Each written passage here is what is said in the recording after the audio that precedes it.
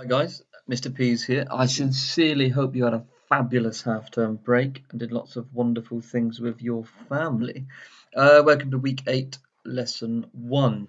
So, start of the summer term, the second half of the summer term itself, and a few bits and pieces to do. Just to ease you in gently, this first week is going to be about recapping on core skills, and it's going to be kind of broadly titled Skills Week.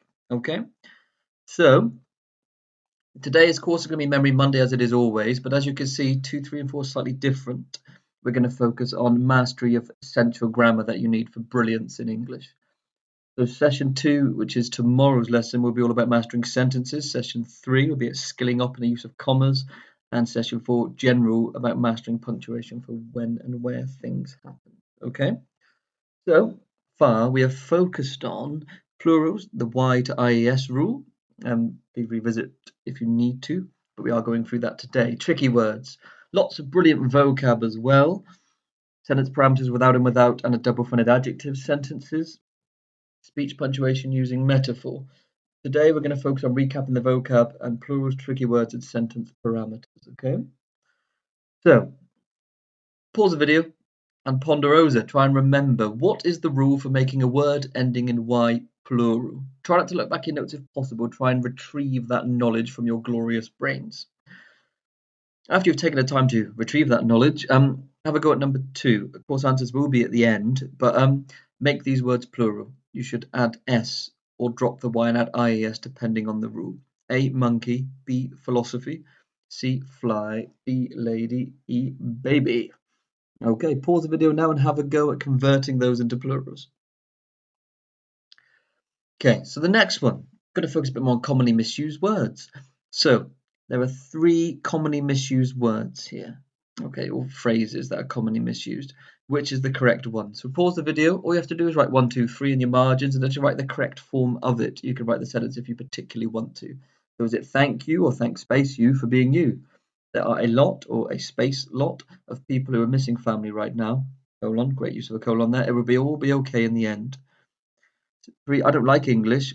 Semicolon, in fact, or in space fact, I love it. See what we did there. Pause the video, have a go at writing the correct form in. Okay, so rancid.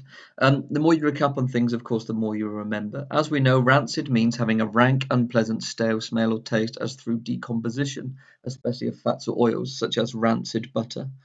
So, your challenge. Pause the video, come up with 3 synonyms for rancid, which are words that mean approximately the same. And number 2, use rancid accurately in a sentence. That's right.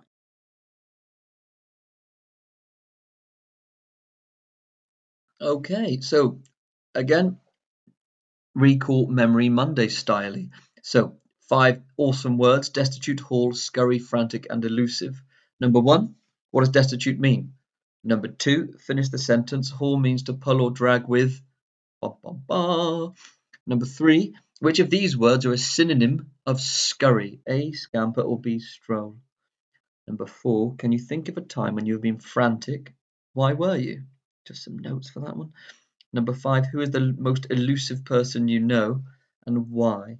So we pause the video now and have a go at those 5 questions. Okay, so number 6 and 7, sassy, rebellious, and roam. So number 6, can you think of a character on the TV or in a book or a real life celebrity who you would call sassy? Who is it? And what is it about them that is sassy? Number 7, can you write a sentence that contains both the word rebellious and roam? That's a good challenge, that one. Pause the video, have a go.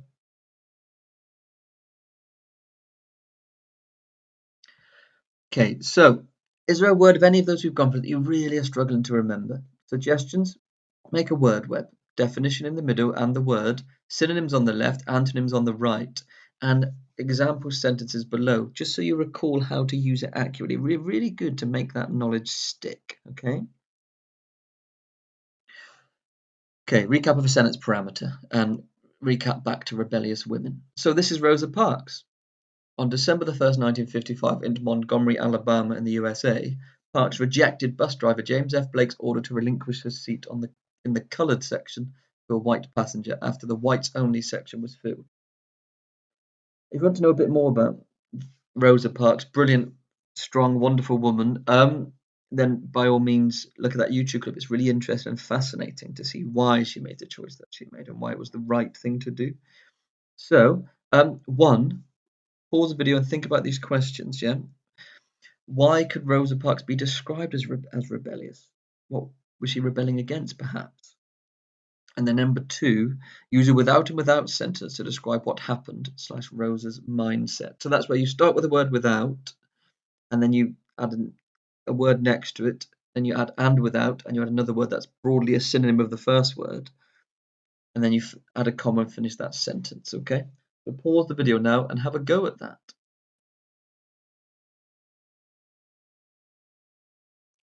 Okay, double-fronted adjectives as well.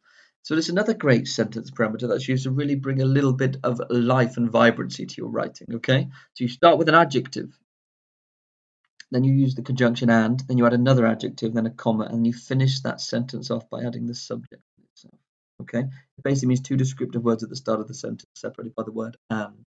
Then you need to add a comma and a subject to the sentence. So to help you, perhaps use this prompt question. How would you describe Rosa Parks and what she did? Try and use a double-fronted adjective there to do so. Pause the video, have a go.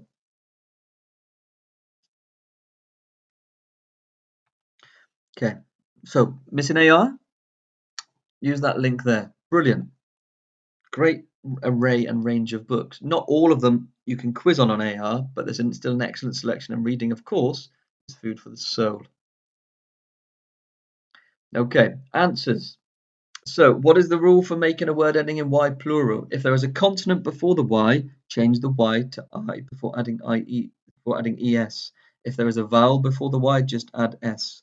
So, answers A, B, C, D, and E. A, monkey, because it's EY, because it's vowel Y, you just add an S, monkeys.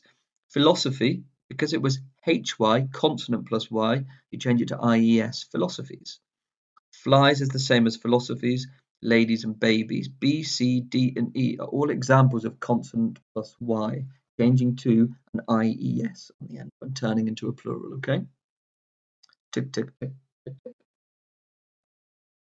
So these words are commonly misused. In fact, all of the answers are the same. They're not one word. All of those are two words. Thanks space you, a space lot, in space fact, okay?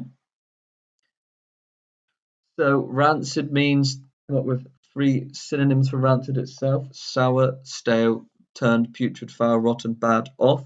There are other choices, but that's a good start point. Number two, an example of how you could use it in a sentence.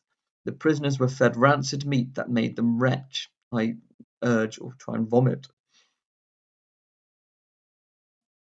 Okay, so other answers. Destitute means extremely poor and lacking the means to provide for oneself.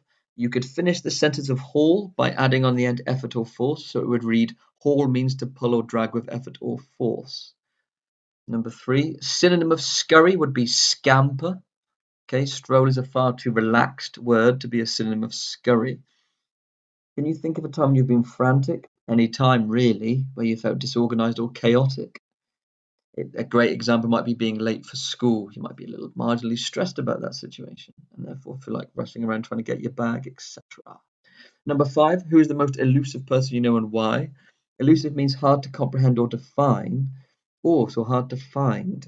So who is that person for you? Hopefully not me.